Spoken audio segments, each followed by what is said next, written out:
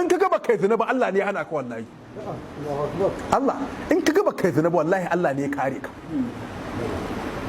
In ka gaba ka birma bala'in mace ba Allah ne me ya daka ka cewa Allah ka me. In kuma ka ga wani ya birma ka roƙa Allah ya fitar da shi daga wannan me bala'in ka je da zuwa kana daga me ka faɗa kana ganin ga annabin Allah ya ce wa illa tasrif anni kai da hunni. Allah in baka cire min bala'insa makin shi ta Allah baka kauda min shi ba Allah asbu ilaihinna zan birma zuwa gare su Allah zan kwarnya Allah ba kuma in ne haka wa a kumme minal jahilin sai in kasance cikin jahilai fastajaba lahu sai aka ansa masa kenan me yayi addu'a yayi shi sa ku gane addu'a ci ba karfin ka ba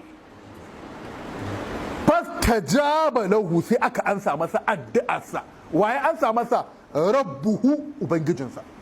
wace irin ansa ya bashi fasarafa anhu kaidahun sai aka kauda masa makircin waye ce ci annabi yusufu to barin dawo kanka kaifa